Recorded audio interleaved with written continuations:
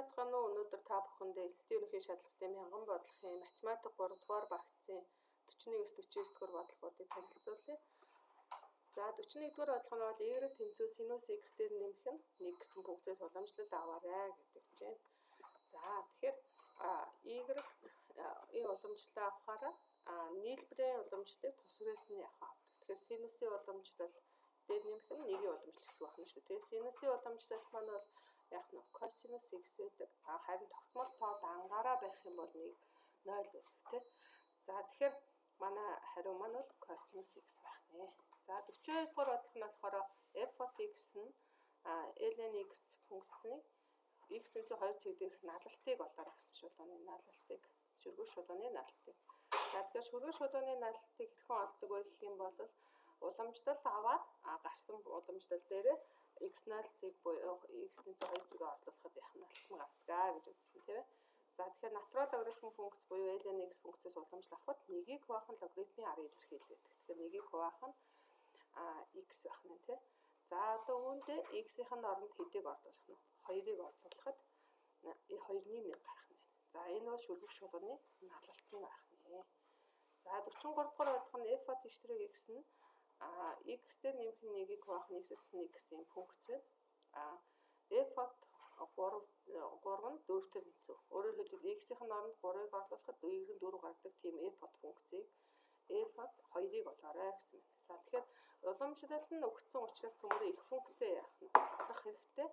За тэгэхээр их функцээ маань бол y штрих f от штрих нь y гэсэн үг шүү дээ. Тэ y нь x дээр нэмэх нь 1-ийг хуваах нь x-с 1 гэсэн уламжлал авсан байх нь тий. За тэгэхээр уламжлал нь энэ гэсэн үг болтойх нь тий. За энэ уламжлалыг бүрөө өгсөн шүү. Тэгэхээр уламжлалыг юугаар буцаах вэ? Интеграл авч буцаах тийм ээ. Энэ бол уламжлал аваа гарсан нь болохоор энэ болсон байна шүү тий. За тэгэхээр интеграл аваад буцаахаар чинь x дээр нэмэх нь 1-ийг хуваах нь x-с 1 гэдэг бол интеграл явах нь шууд том юм байхгүй. Тэгэхээр цөмөрө бүхэл хэсгийг нэлгэж байгаа арсенал функц байгаа шүү дээ. Өөрөөр хэлбэл x дээр нэмэх нь 1-ийг x-с 1 хуваахад бол 1 бүхэл оногдоод 2 яах нь үлддэг. Бүр энийг ойлгохгүй байгаа бол ингэж өчөж болно. x дээр нэмэх нь 1-ийг хасаад нэмээд өчөж болно. Тэгэхээр 1-ийг хассан x-с 1-ийг хасах нь болохоор 1 бүхэл болоод нэмж өгснэг нь хойдлын өөрийнх нь 1-тэй нэмэгдээ 2 болчихно. За ингээд ийм арсенал функцийн ялгарт энэ нийлбэрт явах тавьчлаа. За ингээд нийлбэр ялгарын интеграл маань тус үрийн интеграл байдаг те. Нөгөө нийлбэр ялгарын уламжлал маань тус үрийн уламжлал байдаг те. Яг нь өөрөө адилхан те. За тэгэхээр юу бол таах нь 1-ийн интеграл дээр нэмэх нь тогтмол тоо маань уршаа гарчин. Тэгэхээр 2-ыг үрчин интеграл 1-ийг хуваах нь x-с 1 dx гэсэн интеграл болох нэ. За тэгэхээр 1-ийн интеграл гэдэг маань бол интеграл dx 2 маань хамттайгаар очиж тусдаад x болох нь харин 2-ыг үрчин 1-ийг хуваах нь x-с хасах нь 1-ийн интеграл бол нөгөө ln модуль дотор x-с хасах нь 1 нэмэх нь c бол таах нэ. За тэгэхээр одоо цөмөрөө нөгөө y маань x дээр нэмэх нь 1 x дээр нэмэх нь 2-ыг үрчин ln x-с хасах нь 1 ийм модуль дээр нэмэх нь c гэсэн функц гарцсан байна шүү дээ. За гэтэл өгсөн нөхцөл маань бол x-ийн оронд 3-ыг орлуулахад y нь яах нь 4 гардгаа гэх. Тэгэхээр f от x-ийн оронд 4-ыг орлуулад x-ийн оронд яах нь 3-ыг орлуулахад ямар тоо гарах нь үзье те. Эндээс юу бол таах нь 4 тэнцүү 3 дээр нэмэх нь 2 ln 3-аас 1 ясгаж ln 2 нэмэх нь c болчихно те. Тэгэхээр энэ 3-аа уршаа оруулах юм бол адилтлын уршаа орох юм бол 4-өөс 3-ыг хасаад 1 болчихно. 2 ln 2-ыг уршаага хасах болчихно те. Тэгэхээр 1-ээс хасах нь 2 ln 2-д нь c-тэйг яах нь тэнцүү боллоо. За эндээс тэгвэл f от x функц маань x дээр нэмэх нь 2 ln x-с хасах нь 1 нэмэх нь за c-ийн орнд нөгөөд гарсан тоогоо орлуулж 1-ээс хасах нь 2 ln 2 болох нь. За бидний зорилго бол одоо f от 2-ыг олоорой гэж байна тийм ээ. За f от 2-ыг олоорой. Тэгэхээр x-ийн оронд цөмөрө 2-ыг орлуулад бичье. Тэгэхээр f от 2 нь 2 дээр нэмэх нь 2-ыг үржих нь ln 2-оос 1-ийг хасгаж ин ln 1 болчихно тийм. Нэмэх нь 2 ln 2 бол. За тэгэхээр логарифмын арын илэрхийлэл нь 1 байхад бол тэг байдаг. Тэгэхээр энэ үр дүр төр чигтээ тэг болчихно. Тэгэхээр 2 дээр 1-ийг нэмэхээр 3 хасах нь 2 ln 2 болчихно. За ингэж хариу байж магадгүй. Эсвэл хариугаа дахиад яах нь өөрчлөсөн байж яах нь болно тий. Өөрөөр хэлбэл нөгөө 2-ыг логарифмын арын илэрхийллийн зэрэг болгож болохоор 2-2-ийг 4 30. 3-аас асах нь l-ийн 4 гэж болно. 3-ыг l-ийн e-ийн куб гэдээ бас ассан байж магадгүй баха. За тэгэхээр дараа нь 44-р бодлого харъя. Интеграл тангас квадрат x dx гэсэн интеграл аваарай гэж. За тэгэхээр шууд тангас квадратын интеграл бол яах нь байдаггүй. Тэгэхээр тангас маань синус квадратыг хуваах нь косинус квадрат гэж задарчээ. За тэгэх юм бол энэ дээр байгаа синус квадратаа яах нь нөгөө үнцэн адилтгалтаа ашиглаад нэгээс хасах косинус квадрат x гэд орлуулчих. За тэгвэл нөгөө энийг хуваах нь косинус квадрат x гэхээр тус үрийг хуваад. Олон гишүүнтэй хамбал нэмэгдэхүүн тус үрийг яах нь хуваад. Тэгэхээр интеграл за нэгийг хуваах нь косинус квадрат x хасах нь косинус квадрат хуваахаар 1 болчихно тий. Тэгэхээр нэгийг хуваах нь косинус квадрат x-с хасах нь 1 dx болох нэ. За ингээд нийлбэр ядгын интегралыг тус үрээс нь авдаг учраас интеграл нэгийг хуваах нь косинус квадрат x dx хасах нь нэгийн интеграл dx болтно тийм ээ.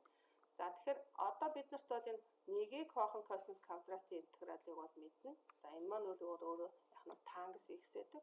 Харин интеграл dx гэмээр интеграл дифференциал маань устдаад эсвэл нэгийн интеграл маань x гээд тангас x-с хасах нь x нэмэх нь c болтнэ. За 45 дугаар бодлого маань x санамсаргүй хувьсагчийн магадлалын тархалтын хүснэгтээр өгсөн бол a таг болоорой гэж. За өөрөөр хэлбэл энэ x хувьсагч маань 1 2 3 4 гэсэн утга авдаг байх нь. Харин 1 дээрх магадлал нь бол 0.15, 2 дээрх магадлал нь 0.25, 3 дээрх магадлал мэддэхгүй а байна тий. Харин 4 дээрх магадлал маань 0.4 байна. Тэгэхээр x энэ санамсаргүй хувьсагч маань энэ 4 утган дээрх бүх магадлалуудын нийлбэр нь нэгтэй яах нь тэнцүү байдаг тийм ээ. За тэгвэл одоо бодолтой зөмөрө харъя. За бүх магадлалуудынхаа нийлбэрийг 1 гэх нь. Тэгэхээр 0.15 дээр 0.25 нэмээд нэмэх нь 0.4 нэгтэй тэнцүү. За тэгвэл 0.15 дээр 0.25-ийн 0.4 нэмэх нь 0.4 гэхээр 0.8. За 0.8 маань адилтгалтын хашаа гарахаар x агаас a тэнцүү 1-ээс хасах 0.8 буюу a тэнцүү 0.2 гэдэг утгыг яддаг байна. Авдаг байх нэ. За тэгэхээр a маань 0.2 байх нь. За 46 дугаар 46 дугаар бодлого маань болохоор дисгрет санамсаргүй хувьсагчийн магадлалын тархалтын томьёогоор өгсөн байна. Одоо өөрөөр хэлбэл y нь 1 2 3 тэг 1 2 3 гэсэн юм 4 утганд авдаг. Тэр тусрын магадлал нь k гүрчэн 4-өөс y гэсэн томьёогоор өгсөн бол f p y тэнцүү 2 гэдэг утган дээрх магадлалыг олоорой гэсэн байна. За тэгвэл цөмөөрөө хүснэгтээ харчээ. За тэгэх юм бол y маань утга маань тэг 1 2 3 байх нь. За y маань хэрвээ тэгтэй тэнцүү 4-өөс t-ийг хасгаар чинь 4. Тэгэхээр 4k хэлбэртэй болох нь тий. За 1 дээрх утга нь болохоор 4-өөс 1-ийг хасгаар 3 буюу 3k гэдэг магадлалтай байх нь.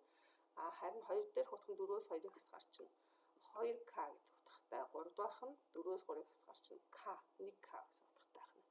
За энэ магадлалуудын нийлбэр маань бүгд хэд байдаг байх нь. Бүх магадлалын нийлбэр нь нэгтэй тэнцүү. Тэгэхээр 4k дээр нэмэх нь 3k нэмэх нь 2k нэмэх нь k 1 байх нь. За эндээс ингээд нэмэх чинь 4k дээр 3 7 7 дээр 2 гэхээр чинь 9 9-тэй 1 10k нэгтэй тэнцүү. Эндээс k тэнцүү 2 10-1 байх нь.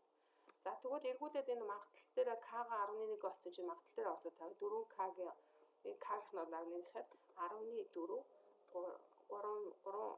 3 магадлалтай 2 дээрх нь 12 магадлалтай энэ маань харин 2 дээрх магадлал олор гэсэн чинь тэгэхээр чинь цөмөөрөө 12-оо хураачгаад 5-1 байх нь.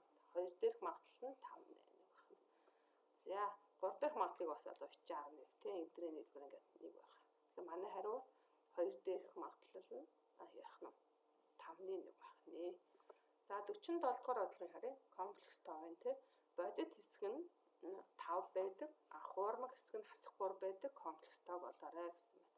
За тэгэхээр комплекс 5 маань ямар хэлбэртэй байдаг вэ гэх юм бол бодит хэсгээр хуурмаг хэсгийг яасан нэмсэн байдаг. Тэгэхээр бодит хэсгээр нь z гэдэг комплекс 5-ны бодит хэсэг нь яах нь 5 байх нь. Харин хуурмаг хэсэг нь хасах 3 гэсэн учраас хасах 3 e байх нь. Тэгэхээр комплекс 5-ны маань хуурмаг хэсгийг тэмдэглэхдээ e гэж тэмдэглэдэг тийм. Тэгэхээр 5 5-аас хасах нь 3i гэдэг комплекстой байх нэ. За дараа нь 48-нд бас комплекстой байна. Энэ комплекстойг хэлбэрчлээ гэсэн юм. Хоёр комплекстойг үүсгэсэн байна. Тэгээд дөрөв дээр нэмэх нь 2i, үржих нь 3-аас асна i гэсэн комплекстой байна. За тэгвэл комплекстой маань үржүүрийн нөгөө томьёогоо ашиглаж болно. Бодит хэсгээр нь хурмаг хэсгээр нь үржүүлээд солиод үржиж болно тий. За энэ томьёогоороо яах нь үржүүлэх юм бол 4-ийг 3-аар үржүүлээд дахиад 3-ыг 2-ээр үржүүлээд 4-ийг i-гээр үржүүлээд хасахыгээр 2-ыг хасах i квадрат i-гээр үржүүлэх i квадрат болно тий. Тэгэхээр 4 3 12 дээрэс нь 6i дээр 4-ийг хаслаа. Тэнгүүд i квадрат маань бол хурмаг тоо маань бол 1 хасах нэгтэй тэнцүү гэж анханаас комплекс тоо маань үзсэн байгаа тий. Тэгэхээр i квадратын орд хасныг тавьчихсан хасах 2-ыг хасныг үржих нэмэх 2 болчихно. За тэгэхээр 12 дээр 2-ыг нэмэхээр 14 харин 6-ээс 4-ийг хасгаар 2i болтой. Тэгэхээр манай энэ комплекс тоо маань энэ хоёр тооны комплекцны үржүүр маань 4 дээр 14 дээрийнх нь 2i байх нэ. За 49 дугаар бодлого харъя. Интеграл байна. Интеграл x-ийг хуваах нь x-тэй нэмэх нь dx гэсэн интеграл авах нь тий. За энийг нэг өмнөх интегралийн дагуу бодъё зэмөр шууд x-ийн яах нь x-ийг дифференциалын хаашаа яах нь оруулах юм бол интеграл авч ордог гэдэг. Түрүүчийн бодолтууд дээр агшин тайлсан байгаа тий. Дифференциалын хаашаа авах юм бол уламжлал авч орно, дифференциалын хаашаа бол интеграл авч орно. Тэгэхээр x-ийн интеграл маань x өөрөө учраас x-ээр дифференциалын хаашаа авахаа x dx болчихж байгаа гэж зарж байгаа тий. За энэ дээдлэн тэгвэл 1 гүйлтгэнэ. Тэгэхээр 1-ийг хуваах нь x дээр нэмэх нь 1. За тэгэхээр дифференциалын ойдлыг интегралийн ойдол илэрхийлээ адилтгах болох ёстой. Тэгэхээр дифференциалын ойдол x дээр нь бол 1-ийг автоматар нэмээд өгч болно. Яагаад гэвэл дифференциал маань уламжлалын тэмдэглэлийг ашиглаж байгаа тий. Тэгэхээр тогтмол тооны интеграл уламжлалт маань тэг байдаг учраас энэ нөлөө үзүүлэхгүй.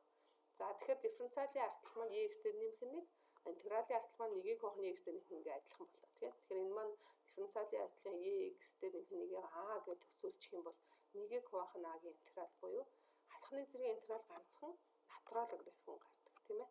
За тэгэхээр ln x дээр нэмэх нь 1 c байх нь. Энд модуль авахгүй байгаа. Яагаад гэвэл x маань өөрөө эерэг тоо тийм ээ 2.71 гэсэн ойролцоогоор тоо тэрний ямар ч зэрэг нь бол эерэг тоо тэндээ нэг нэхэр бүр эерэг учраас модуль авах шаардлагагүй. Тэгэхээр натурал графикын хаалтан дотор x дээр нэмэх нь c гэсэн бодолттой байх нэ. За ингээд та бүхэндээ эхний 10 бодлогыг үзүүллээ. Дараагийн цөмөөр 50-аас 60 дугаар бодлогыг дараагийн тохиолдлынхаа авч үзье.